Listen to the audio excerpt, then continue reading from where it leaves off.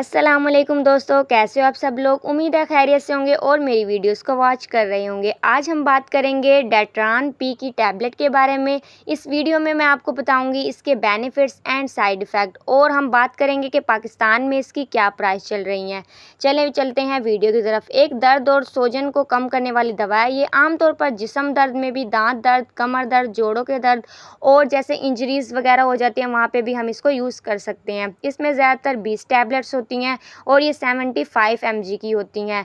चलते हैं आगे इसकी इंफॉर्मेशन के बारे में। तो अब बात करते हैं इसके फ़ायदे के बारे में। इसका सबसे बड़ा फ़ायदा ये है कि ये जिल्द दर्द में आराम पहुँचाती है। अगर किसी को चोट लग जाए या पट्ठों में खिंचाव हो या सूजन हो या काफ़ी और भी मसले हों तो हम इसको इस्तेमाल कर सकते हैं। ये दर्द में बहुत जल्दी आराम दे देती है और पाकिस्तान में इसकी प्राइस आपको 170 रुपीज़ मिल जाएगी। लेकिन हर दवा की तरह इसके कुछ साइड इफ़ेक्ट भी हो सकते हैं। कुछ लोगों को मैदे में जलन, मतली, चक्कर आना, बदहज़मी या कमज़ोरी महसूस हो सकती है। अगर इस दवा को ज़्यादा अरसे तक बगैर डॉक्टर के मशवरे के इस्तेमाल किया जाए तो ये मैदे, गुर्दों या ब्लड प्रेशर पर असर डाल सकती है।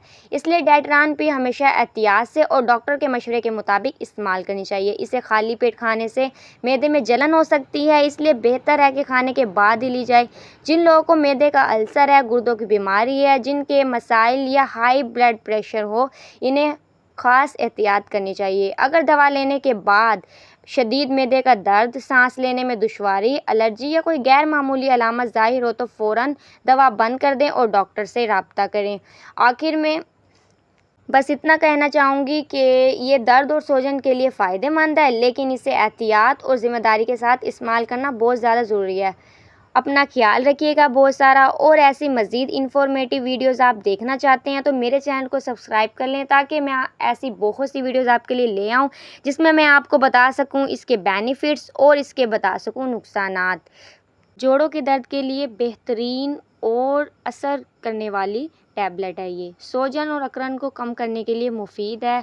अगर पट्टों में आपको खिंचाव है या मोच या कोई भी मसला हो गया तो आप ये टैबलेट यूज़ कर सकते हैं।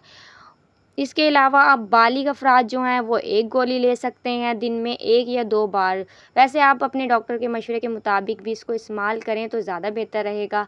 इसे खाने के बाद पानी के साथ लेना चाहिए ताकि मैदे की जलन से बचा जा सके। हामला या दूध पिलाने वाली माँ को डॉक्टर के मशवरे के बगैर ही ये दवा इस्तेमाल करनी चाहिए। ऐसे ही आप ये दवा इस्तेमाल ना कीजिएगा। इसके साइड इफ़ेक्ट भी क्योंकि बहुत सारे हैं, जहाँ मैंने आपको इसके बहुत से फ़ायदे बताए हैं वहाँ आपको इसके बहुत से साइड इफ़ेक्ट भी बताए हैं। तो इसलिए डॉक्टर के मुताबिक आप इस्तेमाल करें तो ज़्यादा बेहतर रहेगा।